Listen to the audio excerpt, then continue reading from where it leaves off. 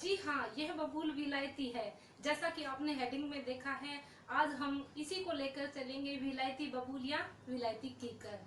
तो सबसे पहले हम शुरू करते हैं इसके बॉटनिकल डिस्क्रिप्शन से कि बबूल क्या है। जो बबूल है, जिसका बॉटनिकल नेम है प्रोसोपिस जूलीफ्लोरा, यह फेबेसी या लेग्यूमिनेसी फैमिली का प्लांट है। और सब फैमिली कौन सी आती है? इसकी सब फैमिली आती है मिमोसाइडी। इसके कुछ सिनोनिम्स भी हैं, जैसे कि अकेसिया जूलीफ्लोरा, मिमोसा जूलीफ्लोरा।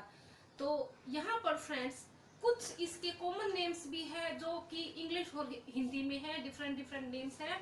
तो सबसे पहले आते हैं इसके इंग्लिश नेम्स में।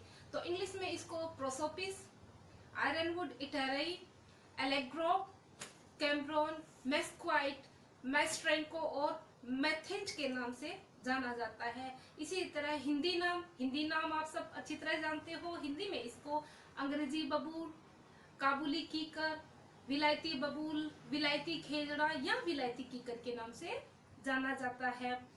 तो अब इसका जब ओरिजिन की बात करते हैं या इसकी उत्पत्ति कहाँ से मानी जाती है? इसकी उत्पत्ति मानी जाती है मैक्सिको, सेंट्रल और नॉर्दर्न साउथ अमेरिका से इसकी उत्पत्ति मानी जाती है। इसके अलावा इसका जो डिस्ट्रीब्यूशन है, इसका प्रसार कहाँ है? इसका प्रसार पूरे वर्ल्ड में हर जगह आपको देखने को मिलेगा, जैसे कि Australia, Brazil, Africa, western Asia, Arabia, हवाई और इंडियन सब कॉन्टिनेंट।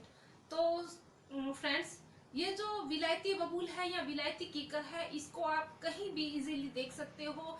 जो रेलवे लाइंस होती है या जहां पर बैरन लैंड्स होती है, वहां पर ये अबुंडेंट फॉर्म में पाया जाता है। अब इसका एक डिस्क्रिप्शन देखते हैं कि जो प्रोसोपिस जूलीफ्लोरा होता है, वह एक टाइप ऑफ मेस्क्वाइट होता है। यह एग्रेसिव नॉक्सियस इन्वेडर है, जो कि पेरेनियल, डेसिडुअस, थॉर्नी श्रब या ट्री होता है और यह अप टू 12 मीटर की हाइट ले लेता है। तो इसने क्या किया है? इसने जो नेटिव वेजिटेशन है या जो रेंज लैंड्स है, उसको टेक ओवर कर लिया है, यानी उन सब की जगह इसने स्थान ले लिया है। केन्या में 2008 में इसको नॉक्सियस वीड एक्ट के अंतर्गत इसको एक नॉक्सियस वीड घोषित किया है। और इसी तरह इथोपिया में इसको डेविल ट्री के नाम से जाना जाता है। तो ये जो प्लांट होता है, यह मल्टी स्टेम्ड होता है, यानी इसके बहुत सारे तने होते हैं। इसके अंदर शार्प थॉर्न्स होते हैं, यानी तीखे कांटे होते हैं, जो कि पेयर्स में कहाँ आते हैं? जो नोड्स होते हैं वहां पर ये आते हैं। और उनकी लेंथ कितनी होती है? यह अप टू 5 सेंटीमीटर की लेंथ में पाए जाते हैं। और जो ये पेड़ का तना है, वह तना 1.2 मीटर 2 मीटर की डायमीटर में पाया जाता है, यानी इसकी गर्थ जो होती है वो 1.2 मीटर तक की होती है। इसकी बार्क जो है थिक होती है, ब्राउन या ब्लैकिश कलर की होती है।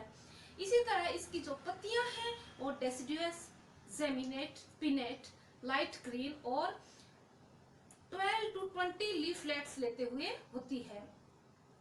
तो जो ये लीफलेट्स होती है, ये 5 से 10 सेंटीमीटर लॉन्ग होती है, लीनियर ऑब्लॉन्ग होती है, ग्लैब्रस होती है और कुछ कई बार ये हेयरी भी देखने को मिलती है।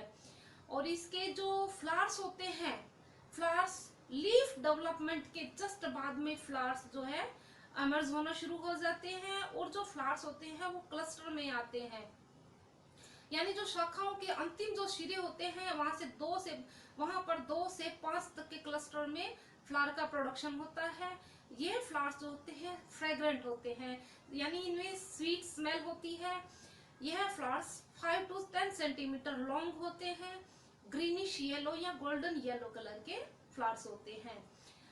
इसी तरह जो ये पेड़ होता है, इसके हार्टवुड में फ्लेवेनॉल, मेस्किटोल पाया जाता है। तो अब आते हैं प्रोसोपिस जूलीफ्लोरा के पोड या फ्रूट की। जो पोड या फ्रूट होता है, वह cylindrical, slightly irregular curved form में पाया जाता है। 10 से 25 सेंटीमीटर लंबा होता है, जो कि राइपनिंग होने पर गोल्डन येलो कलर या येलो कलर में टर्न हो जाता है। इस फ्रूट के अंदर 10 से लेकर 30 तक सीड्स पाए जाते हैं जिनको कि एक्सट्रैक्ट करना डिफिकल्ट होता है। और अब आते हैं इसकी जड़ पे। तो जो ये जड़ होती है, इसकी जड़ बहुत गहराई तक जाती है, अप टू 53 मीटर की डेप्थ तक यह जड़ चली जाती है, क्योंकि यह वाटर की सर्च में इतनी गहराई तक जाती है। और इसकी एक विशेषता और होती है कि अगर ये किसी भी तरह से ये डैमेज हो जाता है पेड़, तो यह रीस्प्राउट हो जाता है, यानी वापस फुटान करके नया रूप धारण कर लेता है। अब आते हैं इसके हैबिटेट पे। हैबिटेट यानी ये इसका निवास स्थान कहाँ है, यह कहाँ पाया जाता है। तो जो प्रोसोपिस स्पीसीज है वह समुद्र तल से 300 से 1900 मीटर की ऊंचाई पर पाई जाती है।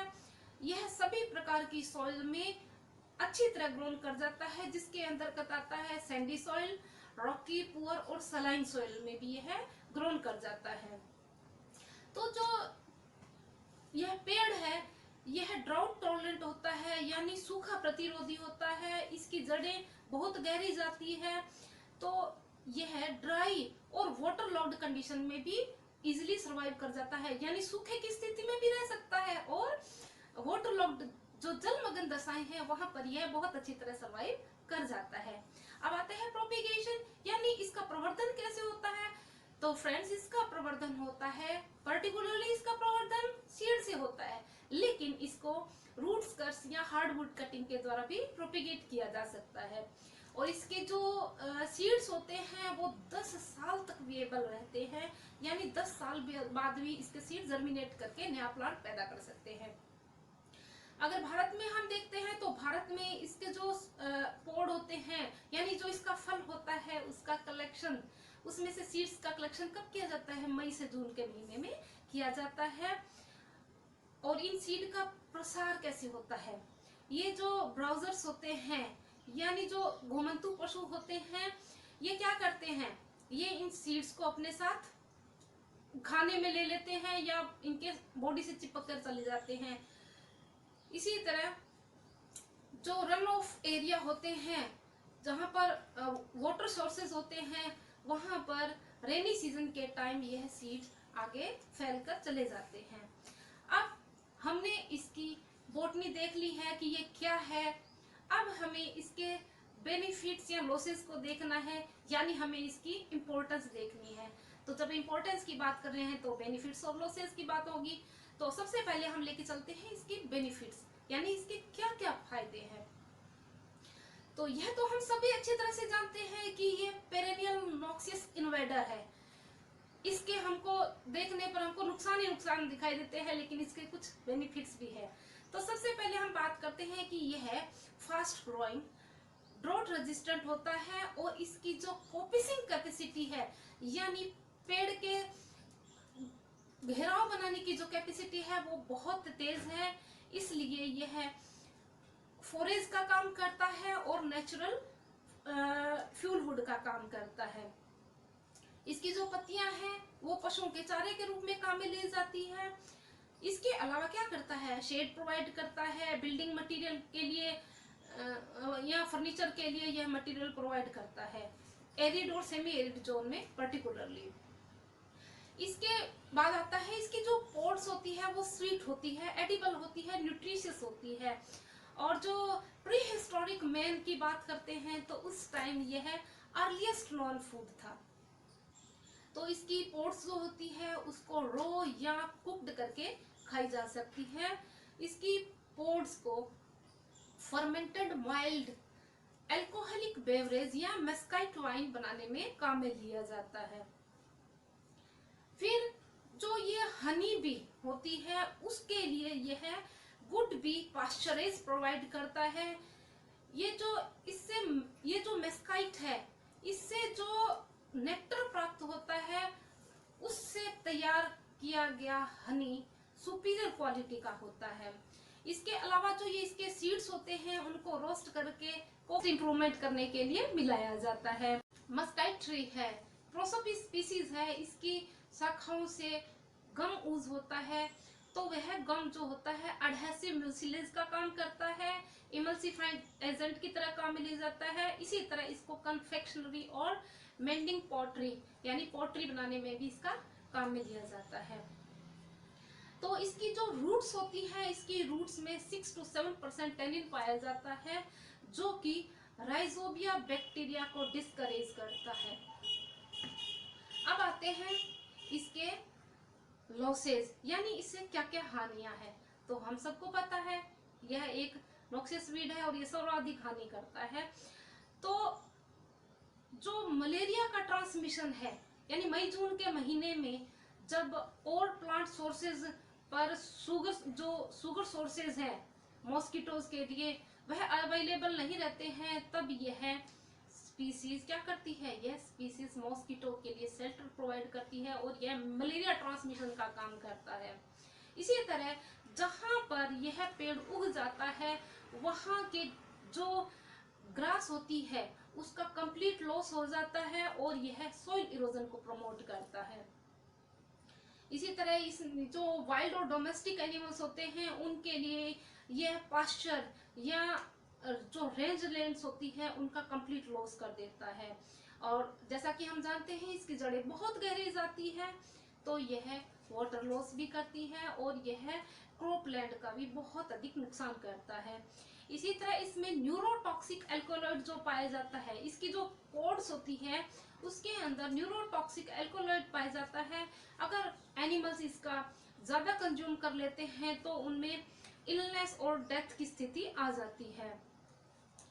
और यह जो फेरल एनिमल्स होते हैं जैसे कि पिग या कैट्स, उनके लिए भी शेल्टर प्रोवाइड करता है। तो यह भी एक डिटरमिनेंटल पोजीशन है। फिर आता है कि जो इसके कुछ नुकसानों में क्या है आता है कि जो टायर्स होते हैं, यानी जो व्हीकल्स के टायर हैं उनके अंदर इनके जो तीखे कांटे होते हैं उनके चुभ जाने से भी जो कॉस्ट आती है वो ज्यादा आती है। और अगर ह्यूमन बीइंग में इसका इफेक्ट देखते हैं तो इसके तीखे कांटों के कारण अगर आंख में कहीं चोट आ जाती है या बॉडी में कहीं भी इसका इन्फेक्शन हो जाता है तो यह आईज या बॉडी पार्ट के लिए डिस्ट्रक्टिव होता है। फिर इसकी जो वुड्स होती है अगर उसको जलाया जाता है या फायर प्लेस पे इसको काम में लिया जाता है तो वहां पर यह डर्मेटाइटिस का कारण बनता है और इसका जो गम है वह इरिटेंट होता है। इसके पोलन्स जो है वो ब्रोंकाइल अस्थमा का कारण बनते हैं। और इसी तरह इसके कुछ पॉइजनिंग इफेक्ट होते हैं जिसके कारण जो सेल्यूलोज होता है, सेल्यूलोज को पचाने की शक्ति बिल्कुल खत्म हो जाती है। तो यह सब इसके हार्मफुल इफेक्ट थे। तो यहाँ हमने इम्पोर्टेंस में बेनिफिट्स और लॉसेस को देखा है। अब आते हैं इसकी हार्वेस्टिंग। हार्वेस्टिंग कब होती है? इसकी हार्वेस्टिंग होती है मई जून के महीने में। पोड्स को हैंड के द्वारा हार्वेस्ट किया जाता है या फालनसी जो फ्रूट्स होते हैं उनको कलेक्ट किया। अब आता है मैनेजमेंट। यह जो नॉक्सियस या इन्वेडर वीड है, यह श्रब और ट्री है, इसको हम कैसे कंट्रोल कर सकते हैं? इसका सबसे बेहतरीन उपाय क्या है? सबसे बेहतरीन उपाय है इसका प्रिवेंशन। यानी सबसे पहले तो हमें ध्यान रखना चाहिए कि हम इससे प्रिवेंट रहे, बच के रहे कि ये हमारे क्षेत्र में उगे ही नहीं। इसके अलावा इसके जो सीड प्रोडक्शन का टाइम होता है उससे पहले ही इसको कंट्रोल कर लेना चाहिए। अब आते हैं कि हम हर्बिसाइड्स का प्रयोग क्यों नहीं कर सकते? हर्बिसाइड्स के भी द्वारा कंट्रोल किया जा सकता है, लेकिन यह स्पीसीज जब हर्बिसाइड के द्वारा कंट्रोल की जाती है तो यह डेड वुड का प्रोडक्शन करती है। और यह वुड क्या करती है? यह जो रिमेनिंग जो ट्रीज होते हैं, प्लांट्स होते हैं, उनके लिए इग्नाइट का काम करती है। यानी जो रिमेनिंग ट्री होते हैं उनके लिए आगे आग को फैलाने का काम करती है। इसलिए यह पेड़ हर्बिसाइड के द्वारा कंट्रोल नहीं किया जा सकता है। तो अब इसका जैविक प्रबंधन की बात करते हैं। तो इसका जैविक प्रबंधन leaf time moth EVP species के द्वारा किया जाता है। तो फ्रेंड्स, आज हमने विलायती बबूल के बारे में स्टडी की। Hope you enjoyed this video. Thanks for watching doctor Saroj Chhimpa agri classes.